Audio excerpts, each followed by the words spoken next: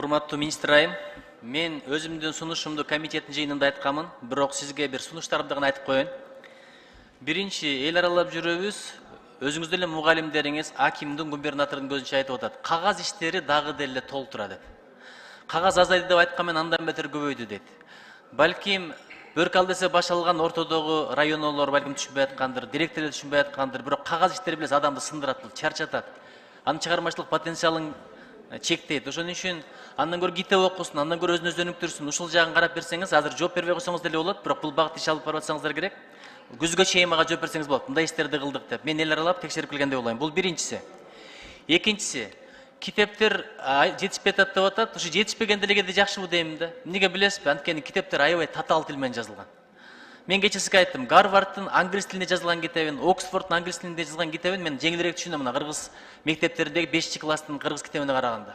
Ошо академиктер, илим докторлору өздөрү түшүнгөндөй кылып жазып койгон, аны жөнөкөй адам түшүнбөйт. Ошону окуп аткан кайран балдар, ошолордун мээсине мен рахмат айтам да. Ошону бир команда түзүңүзчү, жумушчу топ, ким жазат, кандай жазат, балким үйрөнүш керек. Мисалы Сингапурдан алып атабыз дейт. Ошо Сингапурдагы авторлорго апарып окутуп келесизби? Айтор үйрөнбөсөк болбойт. Бардык эле баягы татаал тил менен жазылып калып атат, ушул багытта иштеп берсеңиздер. Үчүнчү, мисалы мектептерде ушундай нерсе бар да, комиссия текшерип келгенде, мейли районодон болобу, жогорку инстанциядан болобу, комиссия текшерип келгенде балдарды жасалмалуулукка үйрөтөт. Жасалма мындай показуха кылып даярдайт, кол көтөрөсүңөр, сен муну жооп бер, сен муну жооп бер. Бул байкаган кишиге жөн эле көрүнүп калат да. Балким ал жерде 5 алышы мүмкүн, жакшы баа алышы мүмкүн, жакшы бир пикирлерге болушу мүмкүн, бирок баланы 200 кылып коюп атпайбы?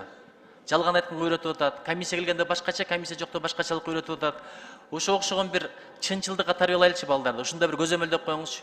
Комиссия барганда балдарды жасалма даярдап, жасалма шоу кылбай эле койсун. Ушул жагын айтсаңыз. Анан өткөндө Сузакта окуя болгон. Сузакта окуяда бай Манас эпосуна байланышкан иш-чарада бир кырсыктан кийин бүт иш-чараларга тыюу салып койдуңуздар. Эми ошондой жаратылыштагы бака шака, музыка коштулган иш-чараларга тыюу сала бериңиздер, бирок китеп окуу конкурстары эмнеге болбой калды? Мен ушуну түшүнгөн жокмун. Билим конкурстары болбой калды. Ансыз деле каражатынан билимге атайын каражат бөлүп, спонсор болуп, балдар уюштурган иштер өтпөй калды. Ошон үчүн ушул приказды карап көрүңүздөр, сентябрдан баштап балдарды китепке кызыктыралы, китеп иш-чараларын кылалы. Мен ушул 5 сунушту айткым келди. Сизге чоң рахмат. Чоң рахмат. Сиздер менен китеп окуу боюнча Сингапур китеп технологдору бүтүндөй биздин мугалимдерди окутат.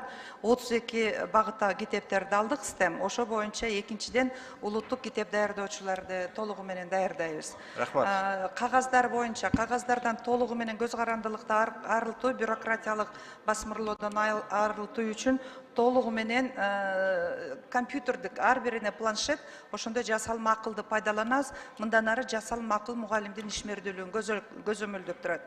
Үчүнчү текшерүү мындай формалдуу сабак боюнча мен толугу менен макулмун. Бул жерде дагы мугалимдердин жетишкендигин биз азыр башкача жол менен баалайбыз. Ал өзүн өзү баалаш керек. Дагы бир сунушту айтып коеюнчу. Чөнтөк телефону балдардын денсаулыгына ушунчалык зыян экен. Алардын пикирин чачыртат экен, зээнин окутат экен, илимий далилдер бар. Ушу мектептерде чөнтөк телефонун колдонбоштунда бир нормаларын иштеп чыксаңыздар. Тыюу салганбыз бүгүнкү күндө айыл жеринде. Аткарылышы кандай? Аткарылышы кандай? Анча-мынча мугалимдерди тартып чыгарып атышпайбы? Мектептерде пайдаланууга тыюу салынган, азыр пайдаланбайт. Чоң рахмат.